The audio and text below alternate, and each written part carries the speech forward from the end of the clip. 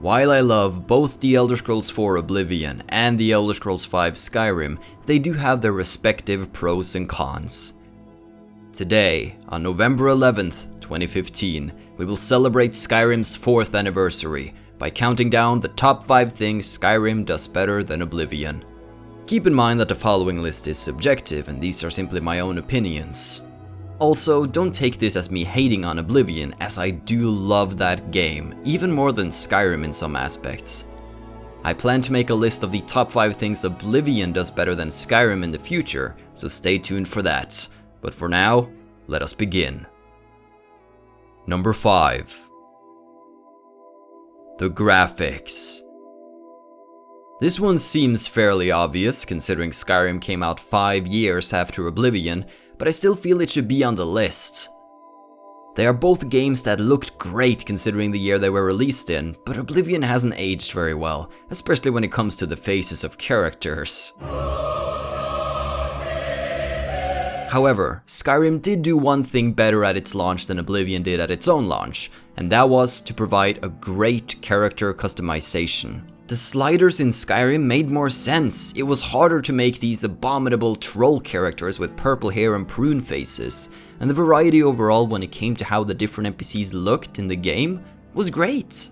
I myself rarely play Oblivion these days without some graphics enhancing mods, to avoid nightmares like this.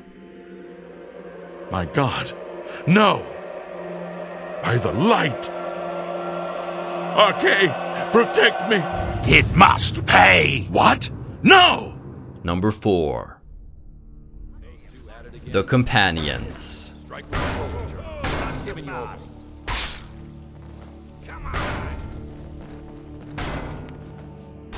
I just try to keep out of the way when they start roughhousing. A good bunch of men and women who make too much a mess, if you ask me.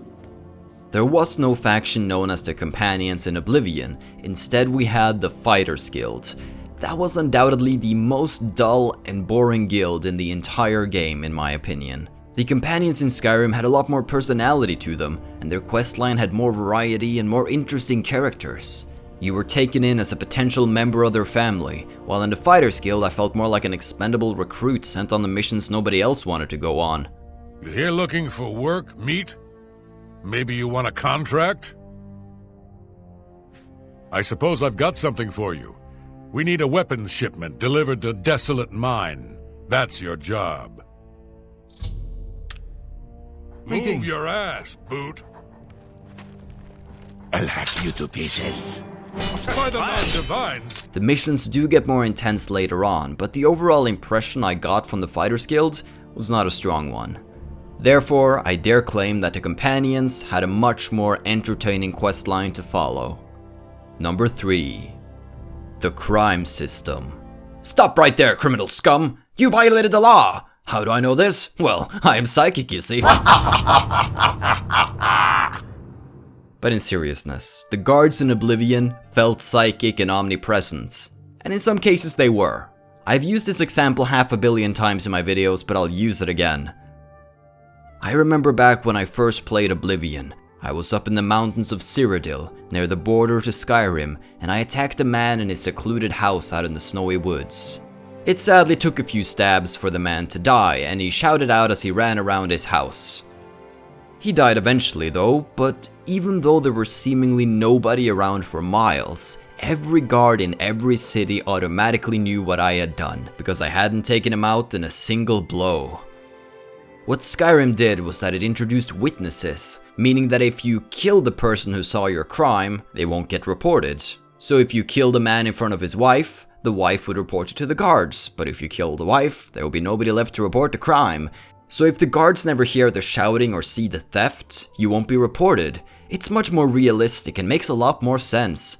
Crime bounty is also hold specific, meaning you can be a killer in Riften and still be treated well in Solitude, while in Oblivion, if you do a wrong deed in one city, every guard in Cyrodiil will hunt you down. Number 2. The Followers. By Azura, by Azura, by Azura! It's the Grand Champion! I can't believe it's you standing here next to me. The Followers you could obtain in Oblivion had an extremely limited use. While in Skyrim, having certain followers can almost define your playthrough. You can trade things with them, have conversations, order them to interact with the environment and do tasks for you. You can even marry some of them, and then you can build a house and adopt some kids. That's crazy! Granted, the last part was from a DLC, but let me paint a picture for you of how it was in Oblivion. If you wanted Joe McSlimpants over here to use a different weapon, you'd have to drop a better weapon than what he was using in front of him and hope that he decides to pick it up. You cannot enter their inventory in a proper fashion either, meaning that if you want a character to wear certain gear, you'll have to reverse pickpocket them, but then you're restricted to giving them gear that weighs 0, otherwise it will not work. Of course, if you play on PC, you can just use console commands to achieve this, but it's still a feature that I feel the game would have benefited greatly from. Number 1. The combat.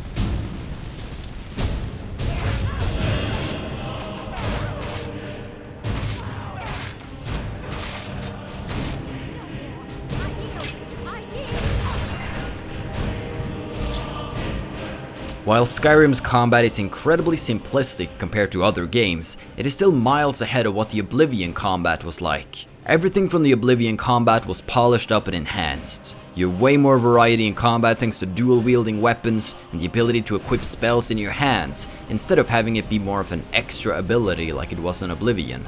Spells felt more powerful and diverse, and weapons got amazing animations and kill cams to go along with them. There was also no weapon and armor degradation in Skyrim, meaning you didn't have your sword break after defeating a number of enemies, and I personally find this to be a nice change. You could still fix your weapons, but in Skyrim there was a bigger focus on making them better and improving them, while in Oblivion it was mostly about getting them back to their original quality, unless you were an expert in the armorer skill and you could repair items beyond 100%. Also, as I discussed in my top 5 Skyrim skills video, I prefer dividing your weapon skills into one-handed and two-handed, rather than blade and blunt. The overall combat experience is a lot smoother and varied in Skyrim, and that is the biggest thing Skyrim does better than Oblivion.